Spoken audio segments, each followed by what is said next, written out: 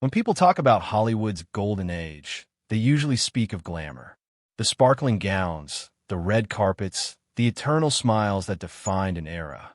But behind those perfect photographs were secrets that reek of betrayal, cruelty, and fear.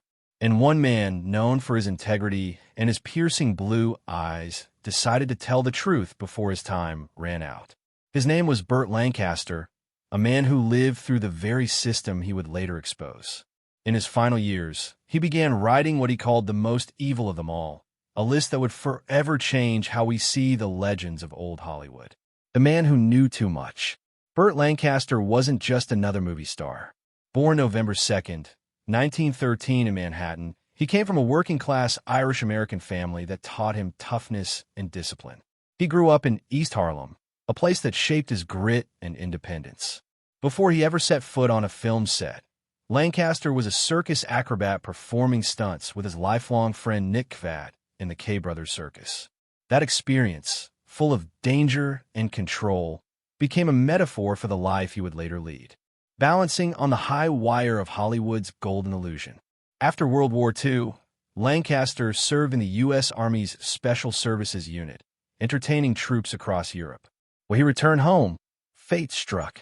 A chance audition led him to the 1946 noir classic, The Killers, which made him an overnight sensation.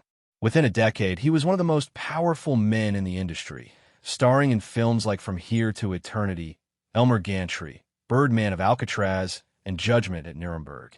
But Lancaster wasn't just an actor. He was a producer, a thinker, a rebel. He co-founded Hector Lancaster Productions, one of the first independent studios in Hollywood, determined to make films that told the truth instead of selling lies. Off-screen, he was a vocal activist, marching with Martin Luther King Jr., opposing the Vietnam War, and publicly condemning McCarthy-era witch hunts.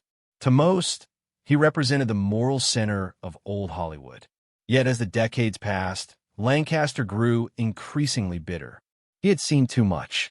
The backroom deals, the abuse, the corruption hidden beneath the glitz. By the 1970s, as the golden age faded into nostalgia, Lancaster began documenting everything he'd witnessed. His goal wasn't revenge. It was confession. He called it the most evil of them all. A private manuscript that listed 14 names, actors, and actresses he believed had destroyed others for power. To him, these were not rumors. They were scars left on his generation. The masks of Hollywood. Lancaster's journal began with a warning. Not all smiles are kind.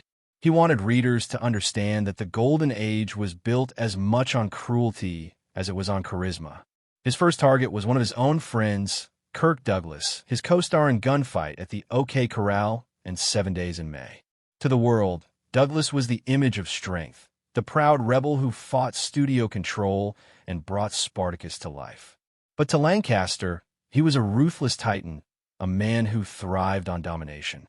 He accused Douglas of betraying co-stars to secure roles, blacklisting rivals, and manipulating producers through charm. Lancaster even claimed Douglas would steal a role from his own son if it meant another headline. Their professional partnership, once celebrated, had long since curdled into distrust. Then came Mickey Rooney, whom Lancaster called the Mask of Mischief. Rooney, America's on-screen boy next door, was described as a cruel man behind closed doors, one who mocked extras and humiliated young actresses for sport. Lancaster recalled watching him bully background performers during filming, turning entire sets into places of fear. Rooney's 8 failed marriages, Lancaster wrote, were not bad luck, but a pattern of control and abandonment. For a man so beloved by audiences, his private behavior, if true, revealed a much darker truth. But Lancaster didn't spare the women either. His most controversial entry was Natalie Wood, whom he labeled the siren with a secret. To him, she wasn't the fragile and Jenna Hollywood adored, but a master manipulator of sympathy and influence. He claimed she used her emotions like weapons, crying on cue to get others fired or rewritten out of films. Her mysterious death in 1981 haunted Lancaster deeply. He once told a close friend, "The sea didn't take her. Hollywood did." In his mind, her fate symbolized the price of deceit and ambition in a world that rewarded both. Next was Elizabeth Taylor, the Diamond Queen of drama. Lancaster described her as a storm wrapped in silk, capable of turning entire productions into chaos. During the filming of Cleopatra in 1962, she reportedly halted work for hours over a trivial wardrobe dispute. To Lancaster, Taylor's marriages and scandals weren't tragedies, they were weapons. She didn't just steal scenes, he wrote. She stole souls, the devils behind the gentleman. After Elizabeth Taylor, Lancaster turned his focus to the men whose public images defined virtue and respectability, but whose private behavior he claimed revealed something far colder. The first name was Spencer Tracy, the actor critics worshipped for his depth, discipline, and quiet strength. But in Lancaster's manuscript, Tracy was called the tyrant behind the talent. He described him as an unpredictable storm, a man whose alcoholism turned him from mentor to menace. He could play saints on the screen, Lancaster wrote, but he was a devil in the dressing room. Tracy's rages, according to Lancaster, were not just personal battles, but acts of intimidation. Crew members were terrified of crossing him. Lancaster recalled an incident from 1961 during the filming of Judgment at Nuremberg, when Tracy allegedly smashed a bottle in fury at a minor mistake by a makeup artist. While fans excused these eruptions as the suffering of a tortured genius, Lancaster saw only the trail of fear they left behind. He didn't just destroy sets, he said. He destroyed people. From there, the list turned to James Stewart.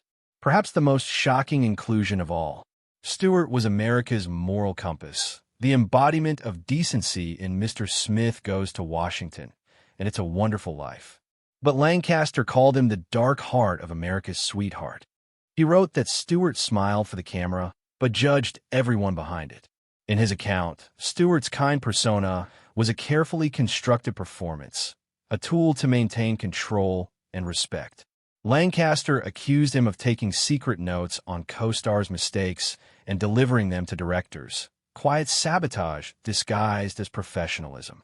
Even more disturbing, he hinted that Stewart's patriotism had a shadow side, a subtle prejudice that kept certain actors off his sets. Then came Marilyn Monroe, the angel of addiction. To the world, she was the definition of vulnerability, the wounded goddess who made men want to protect her. But Lancaster saw something darker, manipulation. He claimed Monroe used her fragility as leverage, delaying productions, seducing powerful men, and playing helpless to keep control. During Some Like It Hot, he wrote, she disappeared from set for hours, leaving everyone waiting. She didn't cry for help, Lancaster noted. She made help come to her. To him, her tragic death was not a mystery, but an inevitable end to a life consumed by dependence and deception. The final act of A Woman Hollywood, both created and destroyed. The legacy of cruelty. After the fragile chaos of Monroe, Lancaster's journal took a darker turn, one that peeled back the glamorous masks of Hollywood's most masculine icons. The next name was Errol Flynn, the man who had once defined adventure itself. To the public, Flynn was the dashing rogue of the adventures of Robin Hood and Captain Blood, a symbol of charisma and freedom. But in Lancaster's words, he was a devil-may-care desperado, a charming sociopath in pirate's clothing. Lancaster described the parties Flynn hosted as dens of indulgence, places where violence, exploitation, and fear blurred together. He wrote that Flynn lived as if no one else existed. His charm a weapon that lured people close only to leave them broken. Flynn's string of arrests, his whispered scandals, and his constant escapes from justice became, to Lancaster, proof that power in Hollywood could protect even the worst kind of behavior. He called him a man without consequence, someone who turned sin into spectacle and laughed while doing it. From Flynn, the story turned domestic and even more chilling. Lancaster wrote about Bing Crosby, calling him the cuner of cruelty. The gentle-voiced singer who serenaded millions with White Christmas was, in Lancaster's view, a man of ice. Behind a microphone, he was a tyrant of the home. Lancaster detailed how Crosby's children lived under constant fear, his discipline crossing into cruelty. He could sing a lullaby to the world, Lancaster wrote, and strike terror in his own house. Decades later, Crosby's eldest son, Gary Crosby, would confirm those rumors in his memoir, describing years of emotional and physical abuse. For Lancaster, that validation was proof of Hollywood's hypocrisy, that the men who sang about love were often strangers to it. But the horror didn't stop with Bing. Lancaster added Gary himself to the list, calling him the inheritor of darkness.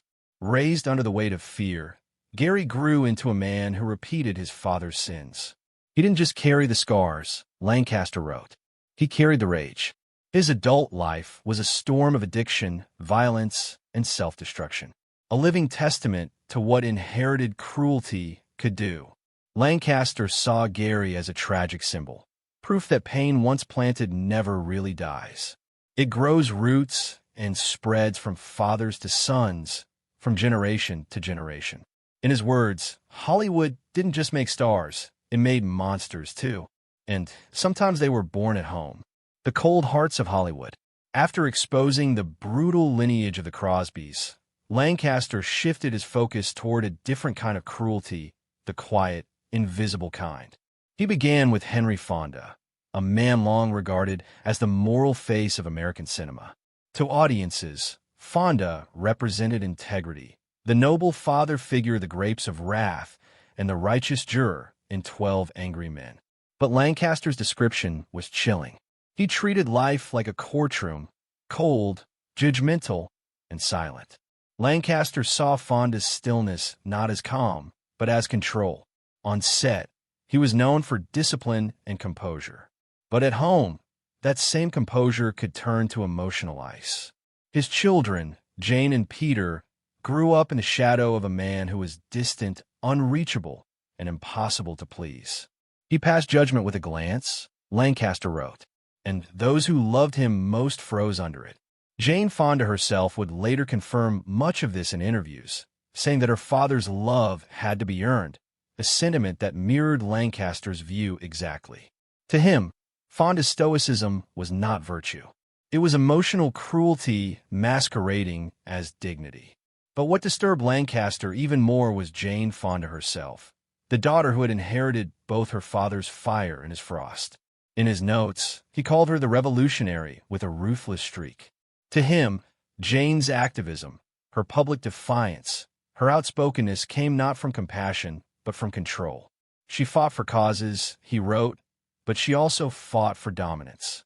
Lancaster accused her of using her fame and political voice as weapons, turning every platform into a stage where she decided who was righteous and who was condemned. He once told a confidant that Jane could be warm and kind one hour and ice-cold the next, a pattern that echoed her father's detached intensity. Next came Joan Crawford, one of the most feared names in Lancaster's entire list.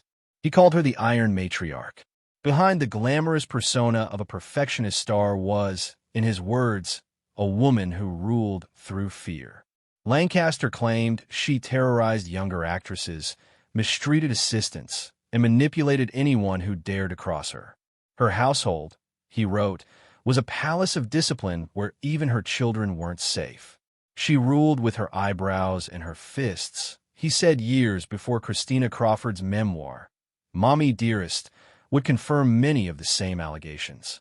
To Lancaster, Joan wasn't merely an abuser. She was the embodiment of Hollywood's sickness, power without empathy. She learned early that control was survival, he wrote. But in trying to survive, she destroyed everyone else. Everyone, the last confession,